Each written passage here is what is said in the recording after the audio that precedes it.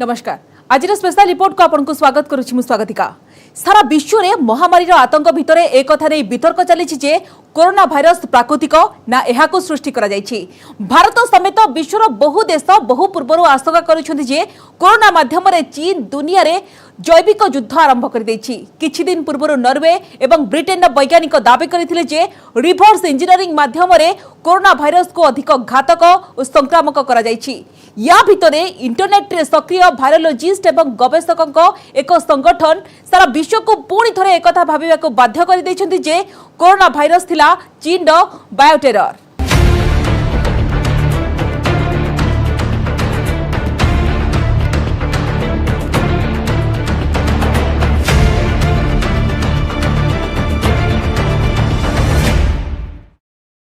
Corona virus उपरे चांचल्यकर तथ्य प्रकाश करिथिबा एई संगठन ना हेउछि ब्रास्टिक। एथिरे चीन, यूरोप, अमेरिका समेत भारतर मध्य केतेक वायरोलॉजिस्ट, बायोलॉजिस्ट और गवेषक शामिल अछंती। इस संगठन को चीन रो एमिति केतेक दस्तावेज मिलिछि जहां एही आडको इशारा करूछि जे भाइरस को जाने सुनी लीक करागला आ एहा बाबद रे तथ्य लुचागला।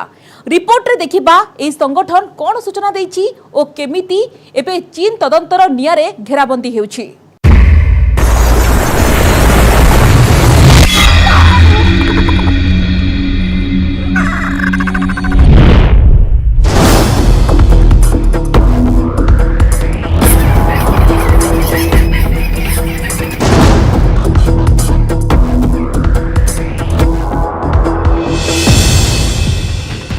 महामारी कबल रे फसिथिबा विश्वर वैज्ञानिक माने बारंबार प्रश्न उठाउछंती जे कोरोना भाइरस आसिला केउठारु, एहा एते घातक हेला केमिति ओ बारंबार रूप बदलाई म्यूटेट हेउछि काहेकि। सारा विश्वर आंगुली एबे चीन आडक उठुछि। अनुमान करा जाउछि जे चीन जेउ भाइरस को युहान रो बादुड़ी बजारु संक्रमित होइथिबा कहूछि ताहा प्रकृत रे सुचिंतित षडयंत्र नुहे तो।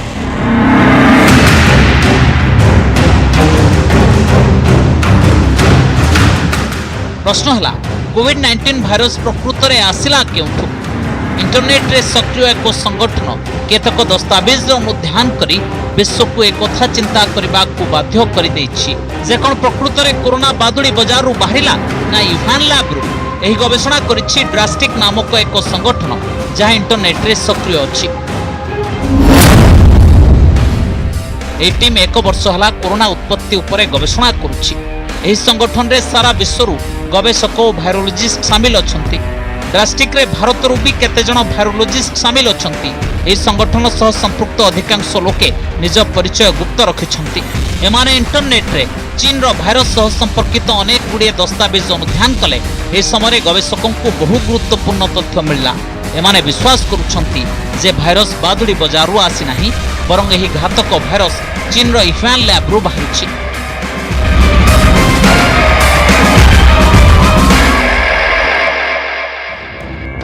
एबे प्रश्न हला इंटरनेट रे सक्रिय है संगठन को केउ तथ्य मिलिला।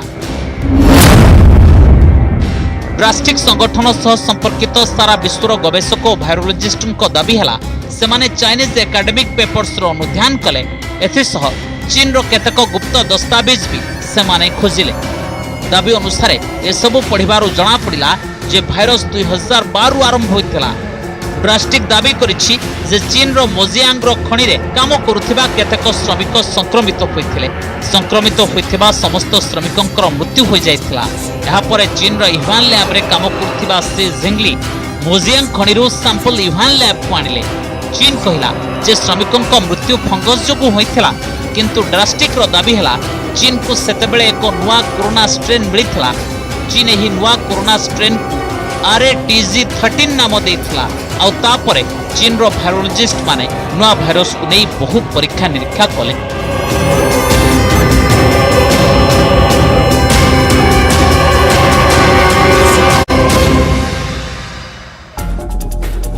ब्रास्टिक अनुसार विवादीय परीक्षा करबा समय ही चीन रो युहान लैब रु एही भाइरस लिखला।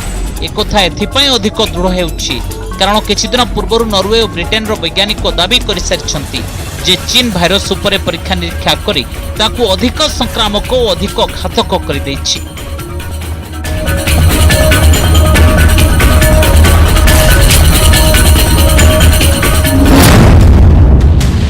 मासरे अंतर्जातीय गणमाध्यम प्रकाशित खबर अनुसार कोरोना भाइरस उपर ही नुआ गवेषणा ब्रिटिश प्रोफेसर आंगस डगलिस नॉर्वे वैज्ञानिक डॉक्टर सोरेनसन सह मिसी करथिले। उभयଙ୍କ कहबा कथा जे कोरोना विरोध में टीका तैयारी करबा समय कोरोनार सैंपल उपरे गवेषणा करबा बेले समानंकु भाइरस रे एक यूनिक फिंगरप्रिंट मिलिथला जहां एही आड़ को इशारा करुथला जे कोरोना भाइरस को लैब रे प्रस्तुत करागला और यह बादुड़ीଙ୍କ ठारू आसी नाही। प्रोफेसर डगलिस और डॉक्टर सोरेनसन दाबी है लैब रे भाइरस सह परीक्षा निरीक्षा करा जिबा फल ही ताठारे एमिति चिन्ह सृष्टि हुए। खबर अनुसार चीन निजर भूल लुचाइबा युहान लैब्रु तथ्य नष्ट करी कोरोना उत्पत्तिर उत्स को लुचाइबा उद्यम कला। प्रोफेसर डगलिस और डॉक्टर सोरेनसन कोरोना भाइरस उत्पत्ति नहीं 22 पृष्ठार एक रिपोर्ट प्रस्तुत करिसेंती। ब्रिटिश प्रोफेसर आंगस डगलिस लंडन रो सेंट जॉर्ज विश्वविद्यालय रे कैंसर विज्ञान विभाग रो प्रोफेसर अछंती एवं नॉर्वे वैज्ञानिक डॉक्टर सोरेनसन जड़े महामारी विशेषज्ञ। डॉक्टर सोरेनसन इम्यूनर कंपनी रो मालिक जहां बायोबैक 19 नामक कोरोना टीका तैयारी करुछि। ब्रिटिश गोइंदा एजेंसी तो एमिति भी दाबी करिछि जे कोरोना भाइरस को विकसित करबा चीन रो बायोलॉजिकल वारफेयर प्रोग्राम रो अंश आ चीन एहा उपरे 2008 मसिया ही काम करुछि।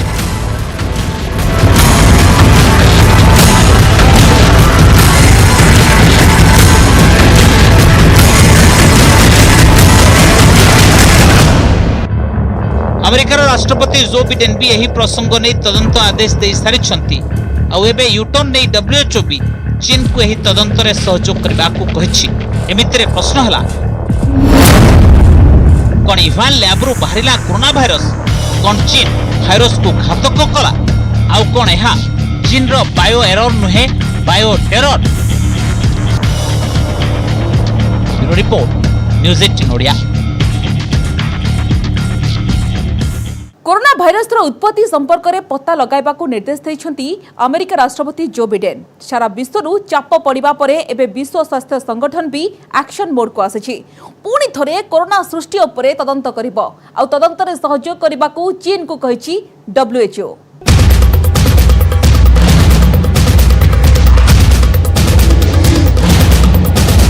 चीन को नहीं WHO रो बड़ बयान।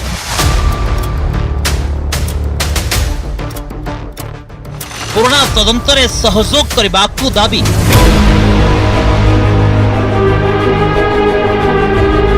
भाइरस प्रसंग रे घेराबंदी चीन।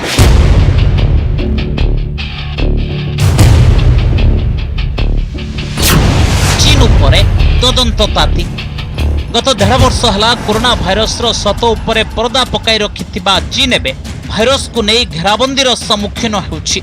कोरोना भाइरस उत्पत्ति संपर्कित तदंत नहीं WHO बा विश्व स्वास्थ्य संगठन रो महानिर्देशक टेड्रोस घेब्रेयेसस चीन को कोरोना रो सृष्टि नहीं चलुथिबा तदंत रे सहयोग करबा को कहिसंती। अर्थात कोरोना रो तदंत नहीं एबे ड्रैगन उपरे चाप बढ़ी चलिछि। WHO प्रमुखंकर एही बयान रो सीधा सीधा अर्थ यह होई पारे जे एबे चीन उपरे तदंत रो खंडा झुलुछि। द वॉल स्ट्रीट जर्नल रो रिपोर्ट अनुसार शनिवार वीडियो कॉन्फ्रेंसिंग माध्यम रे G7 अर्थात ग्रुप 7 देशंकर बैठक शिखर सम्मेलन रे जोग देबा परे डॉक्टर टेड्रोस बयान देले जे आपण जानिछंती हमकु चीन पक्षरु भी सहयोगर आवश्यकता पड़िबो हमकु पारदर्शितार आवश्यकता पड़िबो एकथा बुझिबा और जानिबा पई जे भाइरस आसीछि केउठु। रिपोर्ट जारी करा जिबा परे ही डाटा शेयर करिबारे समस्या हेउछि। परवर्ती पर्यायर तदंत आरंभ करने को प्रस्तुति करा जाउछि ओ भाइरस उत्पत्ति प्रसंग में शनिवार G7 देशंक नेतांकर भी बैठक हैला।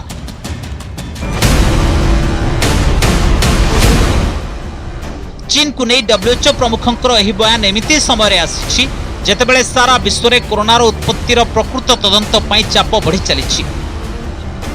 आउ एने चीन आरंभरू ही संदेह घेर अछि। एमिति स्थिति रे डॉक्टर टेड्रोसंकर एही बयान आश्चर्य करदेबा भली कारण किसी समय पूर्व ही विश्व स्वास्थ्य संगठन एक कथा कहूला जे कोरोना भाइरस उत्पत्ति नहीं अधिक तथ्य देबाकू चीन उपरे से चाप पकाई पारिबो नाही। किंतु एने तदंत लगातार जारी रहिबो भाइरस केउठारु आसिला ओ केमिति सारा विश्व रे व्यापिला।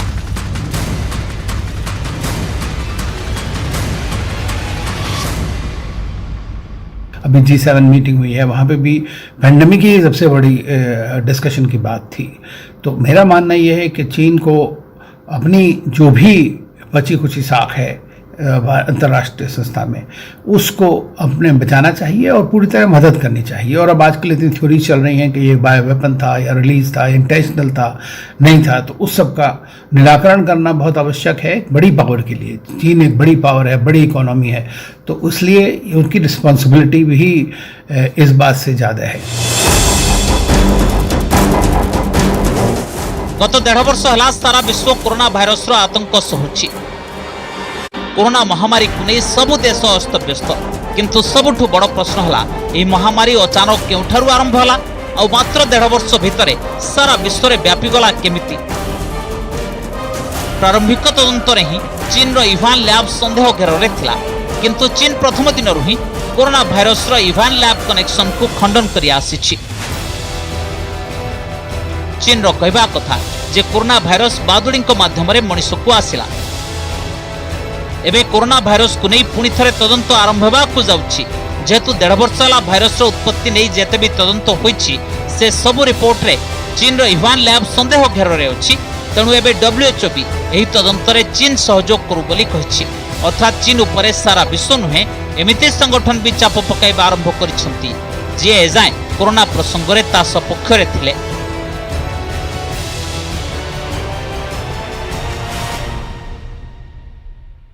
इसकी पूरी जांच होनी चाहिए कि कहाँ से हुआ, किसने किया, क्यों किया, या ये एक्सीडेंटल था तो एक्सीडेंटल था उसके बाद आपने छुपाया क्यों। ये सारी बातें जो है पता लगाना बहुत ज़रूरी है, ताकि एक तो उसका जो वायरस है उसका सही निदान किया जा सके, सही दवाई सही मिल सके, उसका जो भी वैक्सीन अब आजकल चल रही है, लेकिन ये सब ट्रायल एंड एरर, हर बार नया म्यूटेशन हो जा रहा है, तो देखने की बात है। और इसलिए मैं समझता हूँ कि चीन के लिए भी बड़ा अच्छा होगा कि वो एक तरह से रिस्पॉन्सिबल बड़ी ताकत के रूप में उभर के सामने आए। कोरोना भाइरस उत्पत्ति नहीं चीन उपर आरंभ ही प्रश्न उठी आसुछि। विश्वर बहु बड़ बड़ एजेंसी तदंत पर चीन उपर अभियोग लगाई जे चीन इवान लैब रे कोरोना भाइरस को प्रस्तुत कला। ऑस्ट्रेलिया गणमाध्यम 2015 ही चीन कोरोना भाइरस उपर गवेषणा करुथिला बोली दाबी करिसंती। आउ यही भाइरस जेतेबेले सारा विश्व में व्यापी गला सेतेबेले एहा सह संपृक्त सूचना लुचाइला चीन। वॉल स्ट्रीट जर्नल रो एक रिपोर्ट अनुसार चीन WHO को कहितला जे इवान रे कोरोना रो प्रथम मामला 2019 नवेम्बर 8 तारिख रे सामना को आसीथिला। तेबे सत हला एहारो 1 मास पूर्वरु ही कोरोना संक्रमण आरंभ होई सारिथिला। चीन रो इवान इंस्टीट्यूट ऑफ वायरोलॉजी रो 3 जण गवेषकों को 2019 नवेम्बर रे हॉस्पिटल रे भर्ती करा जायतिला। चिकित्सा समय एही 3 गवेषकों ठारे कोरोना रो लक्षण देखा जायतिला। अमेरिका पूर्वर ऑस्ट्रेलिया गणमाध्यम भी दाबी करथिले जे कोरोना भाइरस 2020 रु अचानक सृष्टि होई नथिला, बरं एहार प्रस्तुति चीन 2015 रु करुथिला। चीन सेना 6 वर्ष पूर्व ही कोविड-19 भाइरस को जैविक अस्त्र भाव व्यवहार करने को षड्यंत्र करुथिला। दि वीकेंड ऑस्ट्रेलियन निज रिपोर्ट रे एही सत बेनकाब करथिला। ऑस्ट्रेलिया गणमाध्यम रिपोर्ट रे प्रश्न भी उठा जाइथिला जेते बेले भी भाइरस बाबत रे तदंतर कथा उठे चीन पछकू हटि जाए कहीं। विशेषज्ञ एक कथा भी कहउछंती जे चीन आरंभरू कोरोना भाइरस रो तदंत को डरुछि। आ चीन रो आभिमुख्य देखि लागुछि जे से जानि सुनी कोरोना भाइरस को युहान लैब रे तयारी कराइला और तापरे एहाकु नै तदंत आरंभ हेबा बेले एथिरे सहयोग कला नाही और कोरोना सह संपर्कित बहु गुरुत्वपूर्ण सूचना लुचाइला। किंतु एबे कोरोना को नै जे द्वितीय तदंत आरंभ होइछि ताहा चीन रो समस्या बढ़ाई देछि। चीन को लागुछि जे एबे सारा विश्व सामने रे तार मिछ धरा पड़ी जिवो। WHO एक एजेंसी है जिसका ये काम है इस बारे में पता लगाना है, पैंडेमिक्स के बारे में, एपिडेमिक्स के बारे में, वायरसेस के बारे में, और दुनिया को आगाह करना कि ये सिचुएशन है। अब वो उसमें पूरी तरह से सक्सेसफुल नहीं रहा, तो उन्होंने क्या है कि अपनी एक टीम भेजी कंट्रोल करने के लिए, पता लगाने के लिए, उसको भी 1 साल के बाद, और जिसको चीन ने अलाउ ठीक तरह से नहीं किया था, आपने देखा होगा। तो मेरा कहना यह है कि अगर आपके पास सब कुछ ठीक ठाक है तो फिर आप उस इन्वेस्टिगेशन को रोकने की कोशिश क्यों कर रहे हैं। एबे कोरोना भाइरस उत्पत्ति प्रसंग जटिल हेबारे लागिछि। एहा केबे आसिला, केउठु आसिला आ केमिति संक्रमित हैला, विश्वर वैज्ञानिक माने एही प्रश्नर उत्तर खोजुछंती। एजाय विश्वर अधिकांश एजेंसी 2 प्रकार थ्योरी उपरे कहउछंती। प्रथम थ्योरी हैला भाइरस बादुड़ी ठारू मनुष्यक जाय पहुंचिला। द्वितीय हैला भाइरस चीन रो इवान लैब रु बाहरिला। कोरोना भाइरस को नहीं एथिपाई भी प्रश्न उठुछि कारण जेतेबेले डब्ल्यूएचओ टीम कोरोना भाइरस सह संपर्कित 17 पत्ता लगाइबाकू इहान जाइथिला सेतेबेले चीन निजर केतेक अंचल रे तदंत करबाकू देला नाही तापरे ही एक कथा सामना को आसिला जे चीन कोरोना सह संपर्कित प्रमुख सत और प्रमाण नष्ट कर देछि डब्ल्यूएचओ तदंत रे चीन विरोध में कौनसी पक्का प्रमाण मिली नथिला प्रथमे कोरोना भाइरस को इहान लैब रे तैयारी करागला और परे इहान लैब रु लिखा परे यह जीवन नाशक भाइरस सारा विश्व में व्यापी गला केवल अमेरिका और ब्रिटेन नुहे विश्वर अधिकांश देश एक कथा मानुछंती जे कोरोना भाइरस पई चीन ही दायी किंतु चीन ही अभियोग को खंडन करि आसुछि आउ एबे कोरोना उपरे पुनि थरे तदंत आरंभ हेबा बेलकू वास्तविक चीन रो समस्या बढ़िबा को जाउछि ब्यूरो रिपोर्ट न्यूज 18 ओडिया चीन वुहान इंस्टीट्यूट ऑफ वायरोलॉजी रु भाइरस बाहर को आसिबा पछरे दुईटी थियोरी अछि प्रथम थियोरी अनुसार लैब रे परीक्षा समय भूल क्रमे भाइरस लीक होई गला आ सेथिरु एही महामारी रो आरंभ हैला सेपटे गोटे पक्ष कोरोना भाइरस को चीन जैविक अस्त्र बोली कहूछि यह पछरे गुरुत्वपूर्ण तथ्य एबे विश्व सामना को आसुछि एबे सही सब तथ्य को सत और मिछर तराजुरे मापिबा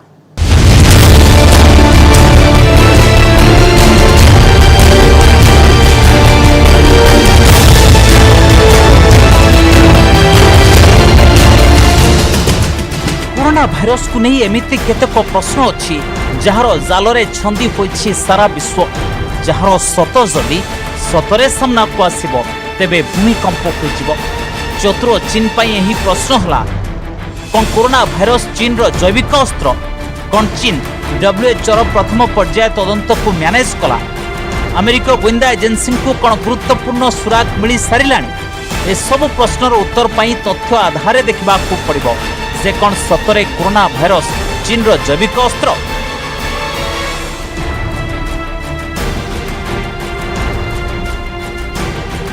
चीन सुपर पावर हेबा को चाहुछि ए कथा काहरी को अछपा नाही किंतु तार कारनामा ना सुपर पावर भली ना एथिपई तार औकात अछि से निज शत्रुंको सांगरे सीधा सड़क लड़ी पारिबो नाही एथिपई से नुआ नुआ उपाय और नुआ नुआ अस्त्र व्यवहार करे मिछर फैक्ट्री चलाए खूब निकटरू कोरोना भाइरस उपरे तदंत करुथिबा वैज्ञानिकों अनुसार एही भाइरस चीन रो जैविक युद्धर ही एक अस्त्र देखिए राष्ट्रपति ट्रंप तो इसको चीनी वायरस कहते ही थे और अब जो डॉक्यूमेंट्स आए हैं जो दिखा रहे हैं कि 2015 में ही इन्होंने कोरोना वायरस को एक जैविक हथियार के रूप में प्रयोग करने की इन्होंने के बारे में सोचा था वो दर्शाता है कि ये कोरोना वायरस पे ही रिसर्च कर रहे थे और सार्स और ये भी जो कोविड है ये भी सार्स ग्रुप का ही एक वेरिएंट है वायरस का तो इसका प्रयोग इन्होंने किया है हमें ये भी समझना चाहिए कि वुहान इंस्टीट्यूट ऑफ वायरोलॉजी जो है जो जिसकी कि अभी डब्ल्यूएचओ ने जांच की वो भी 1 साल बाद क्वारंटाइन में रहने के बाद उसके जो हेड करते हैं वो पीएलए के पीपल्स लिबरेशन आर्मी के 2 सर्विंग मेजर जनरल्स हैं तो पीएलए और वुहान लैब का तो आपस में जो तारतम्य है वो जुड़ा ही हुआ है और जैविक हथियारों का जिस तरीके से प्रयोग करने की सोच रहे थे और उसके बाद जिस तरीके से वुहान में इसका प्रादुर्भाव हुआ और उसके बाद जिस तरीके से चीन ने इस पे तुरंत कंट्रोल कर लिया ये दर्शाता है कि वो इस तरीके की चीज के लिए पहले से तैयार थे क्योंकि वो इस जैविक हथियार को तैयार कर रहे थे तो इसका तोड़ या इसका काउंटर डोट एंटीडोट भी इन्होंने तैयार कर रखा होगा और यही कारण है कि हम देख रहे हैं कि आज विश्व में जो सबसे ज्यादा हाहाकार मचा हुआ है वो अमेरिका और भारत में बचा हुआ है उन 2 राष्ट्रों में जिनके खिलाफ चीन की रणनीति रही है चीन जिनको अपना प्रतिद्वंदी समझता है और सबसे ज्यादा जो इस जैविक हथियार का जो असर हुआ है वो इन्हीं दोनों राष्ट्रों में हुआ है सबुठु बड़ प्रश्न हला जेउ चीन रे कोरोना रो जन्म हला जेउ देश जनसंख्या दृष्टि विश्व रे नंबर 1 सेठारे कोरोना तांडव रचाइला नाही केमिति मात्र 6 रु 8 मास भितरे चीन रे सब किछि स्वाभाविक होय गला जेतेबेले कि भारत समेत विश्वर बहु देश 1.5 वर्ष हला एही महामारी सह संघर्ष करुछंती 32 लाख से ज्यादा लोग मारे जा चुके हैं चाइना में इसका असर नहीं है चाइना में 7 से 8 महीने में इसको कंट्रोल कर लिया गया लेकिन बाकी जो पूरे दुनिया के बाकी देश जो हैं आज भी इसको लेकर ग्रसित हैं। तो इससे एक बात तो साफ है कि ये जो वायरस है ये बनाया गया है, लैब में बनाया गया है, और जिस तरीके के डॉक्यूमेंटेशन या जिस तरीके के जो वक्तव्य सामने आ रहे हैं उससे तो ये साफ है कि चीन अपनी विस्तारवादी नीति के चलते जो है इस तरीके का एक बायोलॉजिकल वेपन तैयार कर रहा था। एक नुआ रिपोर्टर खुलासारू कोरोना भाइरस को नहीं चीन रो उद्देश्य उपरे संदेह अधिक घनीभूत होइछि। ए रिपोर्ट 2015 घटनाक्रम सह संपृक्त जेतेबेले विश्व में कोरोना भाइरस रो घातक प्रहार बाबद लोके किछि जानि नथिले सेतेबेले चीन कोरोना भाइरस को अस्त्र भावे व्यवहार करबा नै परीक्षा करुथला। चीन रो प्रसिद्ध वैज्ञानिक और महामारी विशेषज्ञ ली मेंगयान न्यूज 18 सह आलोचना बेले एही रिपोर्ट बाबद रे खुलासा करिसंती। से निजे एही रिपोर्ट रो अंश थिले। So first, my finding is shown in the scientific report with scientific evidence. So they tell people that SARS-CoV-2 virus is not from nature and it is just from the lab under the Chinese Communist Party's control. And in those labs, they have the special material, the Zhoushan bat coronavirus, which was discovered by Chinese military and owned by them. And this virus, they have been shown that cannot infect human. But after a series of the lab modification, use the techniques they are good at, and using the specific ways, leave the evidence inside to show that their work. Finally, it becomes the high contagious and also lethal SARS-CoV-2 virus. चीनी वैज्ञानिक माने SARS corona virus बाबद रे आलोचना genetic अस्त्रर नुआ जुग भावे करिसंती। Covid एहार गोटे उदाहरण। PLA रो दस्तावेज रे कथा नै उल्लेख अछि जे एक जैविक आक्रमण द्वारा शत्रुर स्वास्थ्य व्यवस्था को ध्वस्त करा जाय पारे। पीएलए रो ही दस्तावेज रे अमेरिका वायुसेनार कर्नेल माइकल जैकनकर अध्ययन बाबद रे मध्य उल्लेख अछि जे भविष्यवाणी करिथिले जे तृतीय विश्व युद्ध जैविक अस्त्र द्वारा लढ़ा जिवो।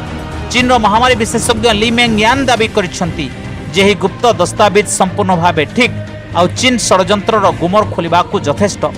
विदेशी गणमाध्यम हाथ में लगिथिबा ए दस्तावेज रे एकथा भी उल्लेख अछि जे ही भाइरस को कृत्रिम रूप से परिवर्तित करा जाय पारे एवं एहाकु मनुष्यक मध्यरे रोग सृष्टिकारी भाइरस भावे व्यवहार करा जाय पारे।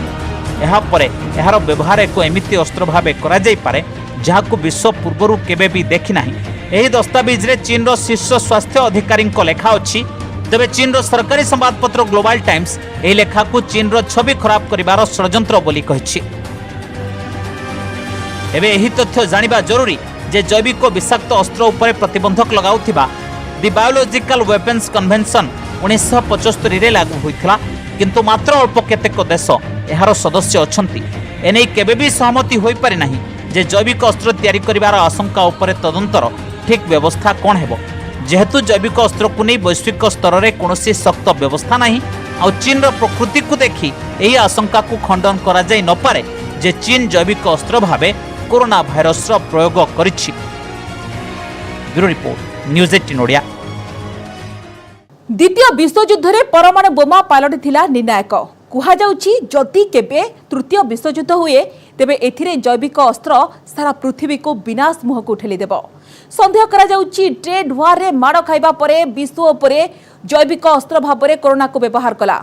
एने अधिक तथ्य एवं प्रमाण को अपेक्षा करा जायतिबा परे चीन उपरे सबु आडु बढ़ुछि चाप। आज तो समय होछि स्पेशल रिपोर्ट को एट रखिबा। नमस्कार।